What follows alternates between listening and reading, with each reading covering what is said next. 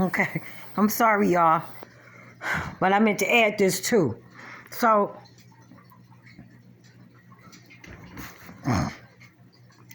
when and people probably ain't gonna admit this, but I had just said um in the other video I did connected to this. My older sisters used to boost, and because they had to babysit us, um, they used to, have to take us with them. But anyway, this is what, people probably won't admit this, but listen, when, just like the girls that got caught at the Walmart and dragged that one guard, maimed his body and everything, like drug him. It was a while before he came from under that car. I don't know, he was standing at the car talking to the girls and they pulled off. And I don't know what got caught, if he was holding on to the window or he got caught up under the bumper. I can't tell you how that happened, but they drugged that man. But and that was a Walmart in the suburbs. Now, let me say this. A lot of people that boost, you know what I'm saying? My sisters used to do it. Like, they was professionals at that stuff.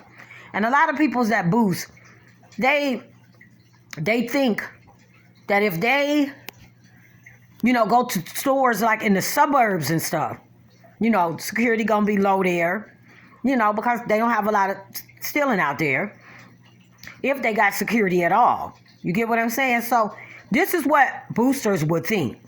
You know what I'm saying? And most of the time, with stores that's in the suburbs or whatever, if it's a neighborhood around it somewhere or, a few blocks down, a mile down or whatnot, that store probably is familiar with the people that come in there. You get what I'm saying? Like, that's from the neighborhood, even in a suburban neighborhood. The store probably is familiar with the people in their family. Most people is what you would call regulars. And then, so they probably know of a new face. You get what I'm saying? When they see one. Now, stores won't admit this. They're not going to admit this. You get what I'm saying? But if it's a predominantly white neighborhood, and it might have like 2, 3 black families living in it. This big old white neighborhood. You get what I'm saying? They know who those black families is. Trust me. All them white people out there know who those black families is. You get what I'm saying? And they know who them family members is. So, they not going to admit this, but when they see black people coming to a store in a suburban type neighborhood, like way out, far out, where people with money would be and live. Let's just say that. So when they see black people come in, or people they not used to seeing coming in, it ain't even got to be black. It could just be somebody they ain't used to seeing. Trust me, they watching. Even if they pretend they not watching, they are watching. I used to work in those type of stores when I first started doing security years ago. And they watch them cashiers, managers, whoever's out there on the floor, they know an unfamiliar face. You get what I'm saying? So when y'all boosting and y'all thinking, we gonna go to this store, that should be a good lick. And you probably get away, a few times with it. Because those stores probably don't have a lot of security because they figure they don't need it. They don't have a problem with stuff coming up missing and people stealing and stuff in those neighborhoods because people that live out there probably don't have a need to steal. So, the crime rate might be lower there.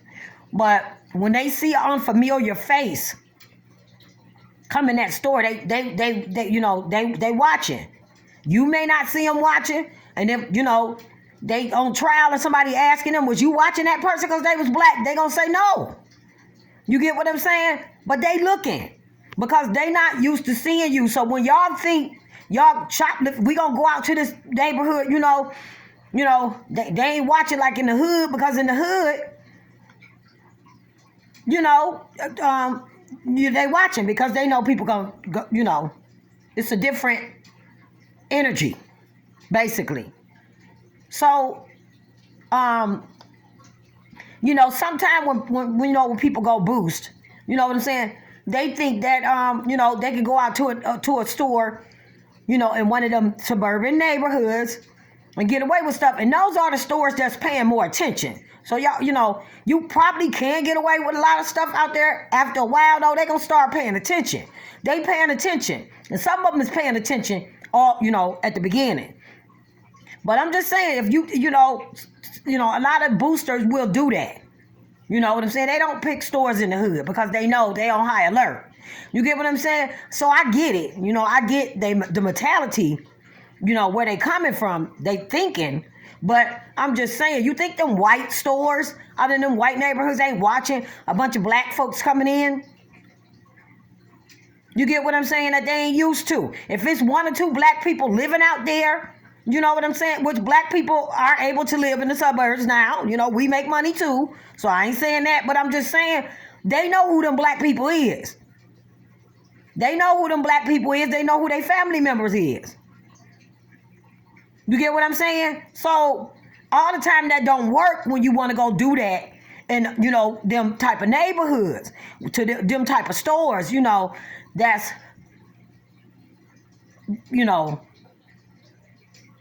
doing business with them type of neighborhoods. You get what I'm saying? Because if you're not a familiar face, and I'm not saying different people don't go in stores. I know how this sound, but I'm telling y'all, you ain't a familiar face or whatever, and they ain't used to seeing you coming in there, because different people will come in. You know what I'm saying? Like, different people go to different stores. I mean, it's not a big deal, but I'm just saying. It's your energy. They probably be watching, your demeanor, different stuff like that. They're not going to never admit this. But when you go into them stores that serve those upper white neighborhoods, y'all want to boost, they're watching. You know what I'm saying? Somebody is already looking at you when you step in that door. Because 9 times out of 10, you just a new face. And it don't mean, every new face that go in the store is going to steal. You get what I'm saying? It's not what I'm saying. I'm just saying they watching. And yeah, that's it. And I was thinking at her age, because it don't really matter about what she stole. It was shoplifting, theft. But again, what she had 7, 4, 5, 6, maybe 6 to 7 bottles at the end. I think you saw her put 4 and then maybe 2 or 3 more. But one of the videotapes. But what was she getting? You get what I'm saying? Now, if she 21, they said she was 21, 22 years old, she getting the good stuff. She ain't stealing no cheap stuff. You get what I'm saying? She getting stuff probably $70, $80 a bottle or something. Over 50, I'm sure. Even if you go $50 time, $50 7 or 8 times. Or let's say they $80 bottles, times 7. You get what I'm saying? I mean, you get what I'm saying? Like, maybe some, people could have, like, it was a party gonna happen, and somebody gave her money to go pick up some bottles. You know what I'm saying? For a party, and they paid her, gave her gas, and she figured, she could just take them and keep all that money. You get what I'm saying? So you just never know. You get what I'm saying? She was gonna sell that liquor. She was pregnant. She probably, I don't know if she was drinking it or not. You know what I'm saying? But I'm sure she probably was gonna try to sell some of that. And I'm sure that probably wasn't cheap liquor she was getting. Still don't justify her being dead. You know what I'm saying? But